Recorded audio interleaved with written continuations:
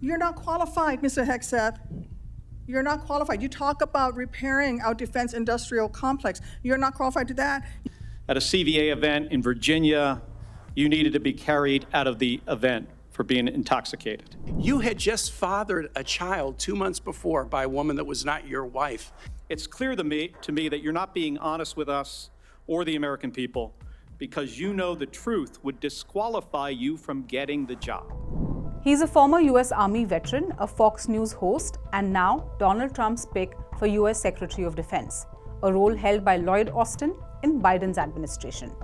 Hegseth was always expected to have a tough confirmation hearing, and that was visible as Democrats tried to put him on the defensive, questioning his credentials and earlier charges against him that involve allegations of sexual assault.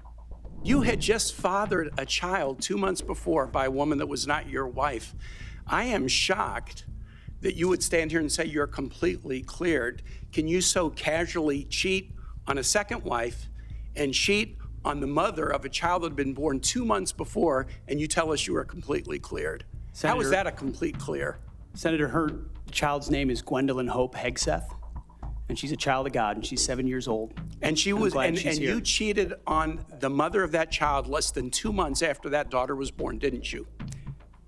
Those were false charges. Well, it was fully investigated, and I was completely cleared. You've denigrated active duty service members. We have hundreds of women who are currently in the infantry, lethal members of our military serving in the infantry, but you degrade them. You say, we need moms, but not in the military, especially in combat units. Defense. So please explain these types of statements, because they're brutal and they're mean and they disrespect men and women who are willing to die for this country. Well, Senator, I appreciate your comments, and I would point out I have never disparaged women serving in the military. I respect every single female service member that has put on the uniform, past and present. Hegseth seems to have emerged out of the 4-hour hearing largely unscathed. He also had the support of Republicans who filled in their allotted time, asking him questions on what he loved about his wife and how many push-ups he could manage. On day one, on January 20th, when President Trump is sworn in, he will issue a new set of lawful orders.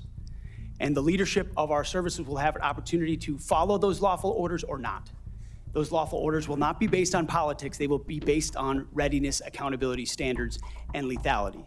That is the process by which leaders will be judged. And accountability is coming, because everybody in this room knows if you're a rifleman and you lose your rifle, they're throwing the book at you. Mm-hmm. But if you're a general who loses a war, you get a promotion. That's not going to happen in Donald Trump's Pentagon. For more such videos, subscribe to our YouTube channel, hit the like button, and follow for more news updates.